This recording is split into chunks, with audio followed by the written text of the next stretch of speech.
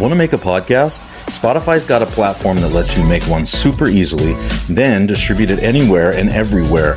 You can even earn money all in one place for free. It's called Spotify for Podcasters, and here's how it works. Spotify for Podcasters lets you record and edit podcasts right from your phone or computer, so no matter what your setup is like, you can start creating today. Then you can go ahead and distribute your podcast to Spotify and anywhere else podcasts are heard. Video podcasts are also available on Spotify.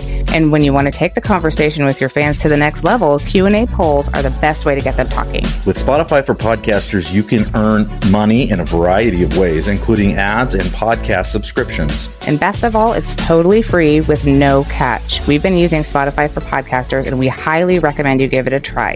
Download Spotify for Podcasters app or go to www.spotify.com/podcasters and get started.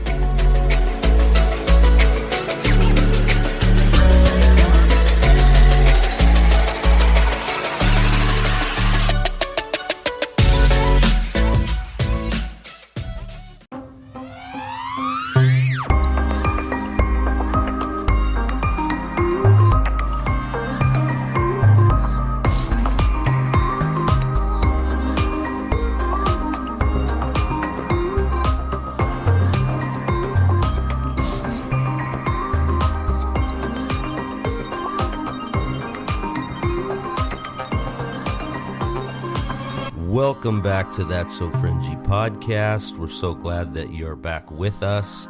As promised, we're bringing you another Fringy Morsel. We've got Bethany here in the hot seat tonight, and she's going to have to answer our questions now. I hope you guys enjoyed the last episode of Fringy Morsels. We have colds still. You're going to find out what Kristen sounds like here pretty soon, and that's going to be fun. So with that, is there anything you guys want to add? No, I don't think so. I think we're ready to pepper her with questions. Oh, well. Pepper away. What did you say? Well, Bethany, why don't you start from the top? Okay. You don't have to give, more specifics than you want to, but how was your childhood? All of that stuff. Childhood was good. I grew up in a very wonderful home, both two-parent home, awesome siblings. I am the youngest of four, and the youngest by quite a bit. My closest in age is Kristen, by 8 years. So I was a surprise, not an accident. Very specific on that one. I was a surprise. So, but my growing up was great. I mean, I grew up in church. I don't ever remember a time that Jesus wasn't with me. I went to every Sunday school, Bible study, Awanas, anything and everything there was to do as a child in church, I did. As I grew up, I mean, I was a really good kid up until about 17 years old. Do tell. So, I mean, growing up, we had no alcohol in the house ever. I never remember my parents ever having a drink, a beer, nothing. So as I got older and had friends who, did have parents that drank or partied or whatever, I became curious. So at 17, I got my first real boyfriend, not from Junction City, and he ended up being a terrible human being. So I was with him for 2 years. He was very abusive, not only physically, but mentally and emotionally. I ended up having a child with him at 19 years old and went through kind of a rough patch, moved away, started college, but stopped college after my first term and just kind of went wayward. Before I had my son, for whatever reason, I mean, I know why, it was the Lord, but he sent me back home. He told me to go home and make amends, and I swallowed my pride and went home, and my family forgave me and loved me through the next few years that were rough, recovering, and a lot of counseling, a lot of just support from my family. So that was my growing up. Yeah.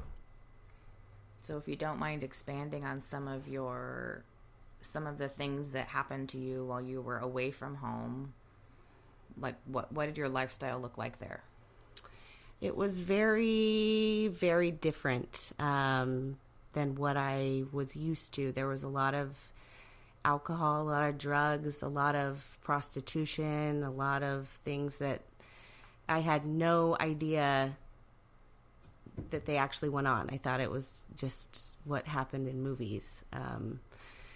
So just a lot of really bad stuff. I would say that's probably the first time I experienced true evil. Things that some of it's really hard to talk about, actually. I mean, it brings up a lot of memories that I think I suppressed for a long time just to continue to be able to live life. Mm-hmm. Do you feel like the counseling was something that worked for you, or was that hard for you? I know some people, it's easy for them to talk to other people about their problems, but some people are like, counseling is not for me. I don't like opening up to other people. So did you feel like that was hard at first, or? Yes. Yeah, it was hard. Growing up, there wasn't a lot of discussion in our house about really anything. It was a very like superficial, everything was perfect in my mind. I mean, it obviously wasn't perfect. There's no perfect family, but that's how I felt growing up, was that everything was perfect. And if there's an issue, we don't talk about it. We kind of sweep it under the rug. So counseling was very difficult in the beginning. Not only talking to somebody that I didn't know, but being completely honest with somebody that I didn't know. And it took, I think it was like 4 or 5 sessions before we really got into the meat and potatoes of how to deal with what it was that I went through. So yeah, it was tough.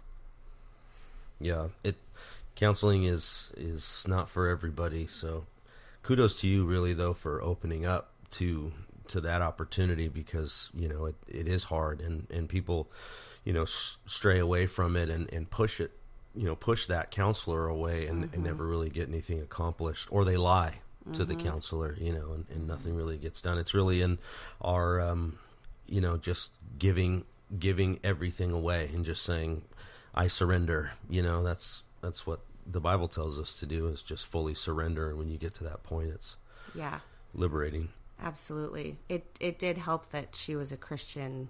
It was a Christian-based counseling center that I went to. So that was definitely helpful, because my relationship with the Lord growing up was very just by the book. There wasn't a lot of, I always felt like I knew Jesus. I knew where I was going, but that was it, So she really pushed me to have Jesus in the forefront of my life from that point on. And I really realized at that point that the reason I came home and swallowed my pride and went back to square one was because of him, because of Jesus. Because actually, believe it or not, I was staying with the guy I was with that I had a child with. He went to prison, and I was staying with his friend. And that night, it was like just this pull to go home, go make amends, go see your family. And I did. It was like late at night. I just left. And that same night, that house got raided, and they all ended up going to prison. So wow, it was pretty crazy. Yeah. That is crazy. So when Jesus knocks, we should answer? Yeah, exactly. Exactly. So you have a child with this man, and I'm assuming you still have that child, and that man is still around. So what's that like now that, where's he at now? How's that evolved? Yeah, that's been one of the most challenging things continuously in my life. His dad is not involved. He's not around. He's in prison. He's been in and out of prison really since I was with him. But he recently got a pretty long sentence for some very inappropriate things. So he's not involved. It's tough for my son because he is of mixed race. And there's a certain, he wants to know more about that side of being African American. Mm-hmm. And unfortunately, his dad is not a great role model for that. So that's been a constant issue, I would say, that arises. I got married for the first time this last September, and my husband has been a really good role model for my son. But there's been a lot of pushback from my son because it's not his dad, Sure. So that's an ongoing battle that we face. We face daily, and we try and keep Jesus in the forefront of that as well, because I truly believe if we center our lives around him, everything falls into place. It might not be easy, and it might not be in the timeline that I want it to be, but I truly believe that if we keep him number one, things will fall into place. That little man of yours, he's pretty all right, I'd say, and he's following the Lord. He goes to youth group and he does all that. So shout out to Alex. We love you, bud. Anyway, so your faith now is pretty strong. I mean, Kristen and I get to see you all the time. How do you think your faith has grown, or has it grown since, you came back and you're going through these struggles with, your son and your ex and all of that? You got married and things are looking up in that way, but have you grown in the Lord more, or do you feel like you're kind of stagnant, or where are you at now? I definitely feel like I've grown. My relationship with the Lord has grown a lot. Since then, I would say there was a time period, after coming home and going through the intensive counseling and all of that, I was, again, kind of stagnant. I had a superficial relationship with the Lord. I was not pursuing him in the way that I should have been, which is something that I've realized over the last couple of years, I would say. If I don't pursue him, our relationship doesn't grow. So, getting in the Bible, reading the Bible, writing notes, journaling, that all helps me to continue to grow my relationship with the Lord. Kristen, was when we did the Nephilim and like the characters in the Bible, we did that one study. Was that when you saw Bethany's faith really go through the roof, when we started talking about Nephilim and stuff like that?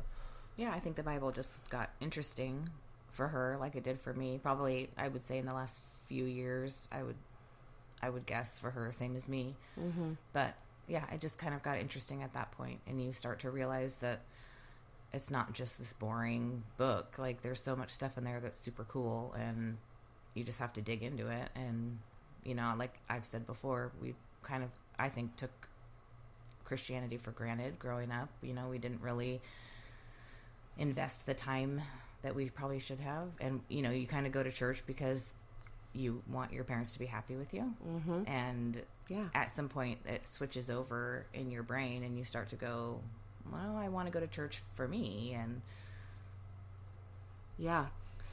I mean, we're still going to the same church that we grew up in, and I've had my own personal struggles with that church and being judged, having a child that, first of all, growing up in a church where everybody knows you in a small town, and then having a child at 19 and the talk and the drama that goes along with that. I was judged for a lot of years, and it was recently, again, within the last 2 to 3 years, that we started going back to that church. A lot of it was because of you guys, Kristen and Rick, kind of pulling us back and saying it's different. It feels different. The whole vibe there is different. So just give it a try. So we, reluctantly came back, and I realized I'm not going to church for anybody but myself. I absolutely adore the pastor that's there, same pastor that's been there my entire life. And I love how he preaches, and I'm not going for anybody but myself. So it's been an awesome transformation to see not only my faith grow, but my husband's faith as well. 'Cause, he grew up in church as well, and it's awesome to see what God does when you pursue him. Yeah. No, that's good.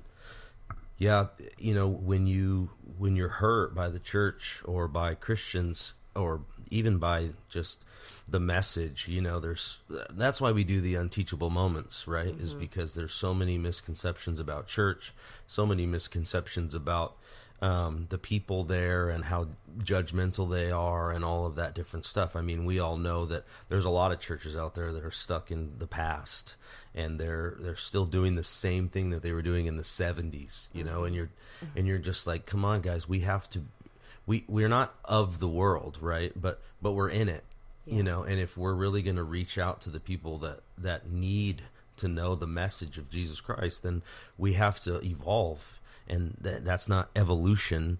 That's changing who you are and realizing that the marketplace is different. Jesus was going into the marketplace. He was going and bringing people in.